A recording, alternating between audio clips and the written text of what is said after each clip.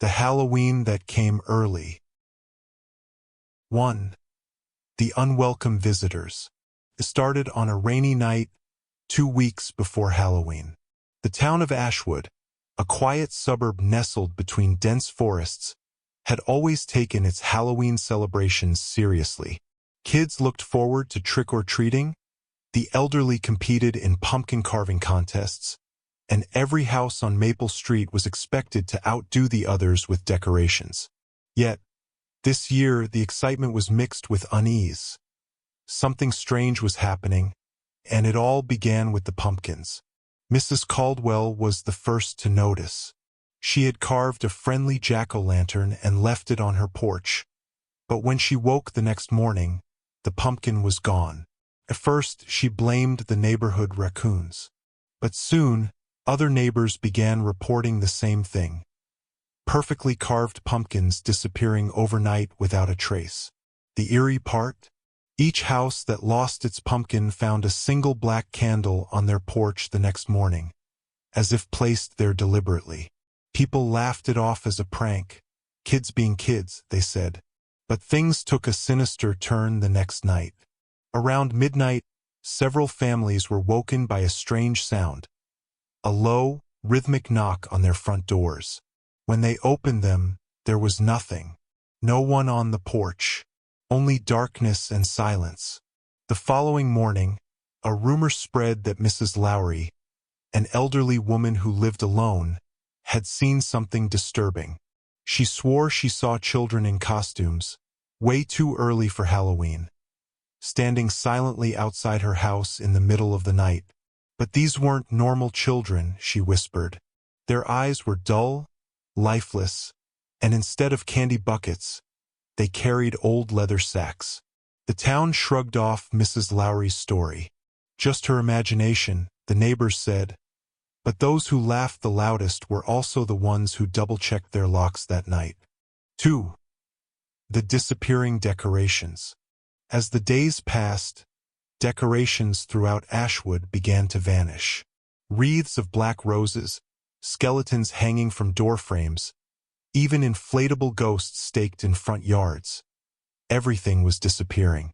The most unsettling part? No one ever heard a thing. It was as if the decorations were being swallowed by the night itself. The local sheriff, Frank Weaver, assured everyone it was just a group of mischievous teenagers pulling pranks. But even he seemed uneasy. After all, what kind of pranksters leave behind a smell of wet earth and rotting leaves wherever they strike? Then the posters started appearing. They were small, printed on yellowing paper, and tacked to every telephone pole in town. At first glance, they looked like old carnival advertisements, with words written in faded ink. The harvest comes early, a night of fun and fright. But what caught everyone's attention was the date. October 19th, a full 12 days before Halloween. Below the text was a crudely drawn picture of what looked like children in ragged costumes, their faces hidden behind twisted masks. No one knew where the posters had come from, and no one admitted to putting them up. The sheriff ordered them taken down, but by the next morning, new ones appeared, more than before. And this time, each one had a message scrawled at the bottom. We're coming. Will you be ready? 3. The first disappearance. The real fear began when Tommy Harper, a boy from the neighborhood, went missing. His parents had put him to bed like usual, but when they checked on him the next morning, his bed was empty. There were no signs of forced entry, no broken windows or unlocked doors. It was as if Tommy had simply walked out on his own. The only clue left behind was an old leather sack, sitting neatly on the porch. Inside the sack was Tommy's favorite toy, a small, stuffed owl, and a black candle identical to the ones left with the missing pumpkins.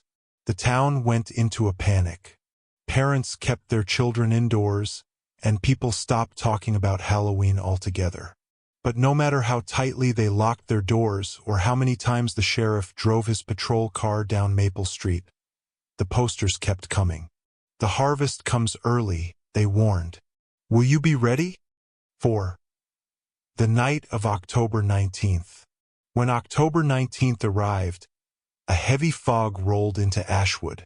It was thicker than any fog the townspeople had ever seen, curling through the streets and wrapping around houses like a suffocating blanket. By nightfall, the entire town was shrouded in gray, and even the streetlights seemed to flicker out one by one. At precisely midnight, the knocking began again, slow, deliberate, and louder than before. But this time it wasn't just at one house. Every house in Ashwood heard it, a bone-chilling knock that reverberated through the walls. Those brave enough to peek through their windows saw them, figures standing motionless in the fog. They were children, or at least they looked like children. But their costumes were torn and caked with dirt, and their faces were hidden behind cracked porcelain masks. In their hands they clutched the leather sacks, and when they knocked again, they whispered in unison, "Trick or treat." The families that answered the door were never seen again. Their houses stood dark and empty the following morning, with only a single black candle left burning on the porch. Those who stayed hidden behind locked doors heard the soft patter of footsteps moving away, along with the faint sound of children's laughter, cold and distant, as if carried by the wind. The forgotten town. By the time Halloween actually arrived, Ashwood was a ghost town. News of the disappearances spread to nearby towns, but when investigators arrived, they found nothing out of the ordinary. Houses stood perfectly intact, cars remained in driveways, and dinner tables were still set as if waiting for families to return. The only strange thing was the smell, an overwhelming scent of wet earth, decaying leaves, and something else, something ancient. In the weeks that followed, the missing townspeople became just another urban legend, whispered around campfires and Halloween parties. Some said the children were cursed spirits, forced to roam the earth, collecting souls every year before Halloween. Others believed it was the work of an ancient force, something older than the holiday itself, rising to claim what was owed.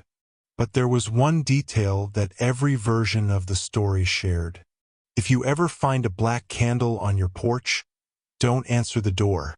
No matter how innocent the knock sounds, no matter how sweetly the children ask for candy, do not answer, because once you do, they'll take you too.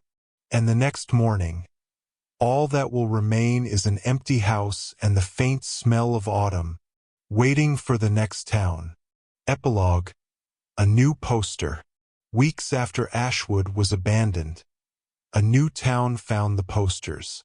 The harvest comes early, a night of fun and fright. The date? October 19th.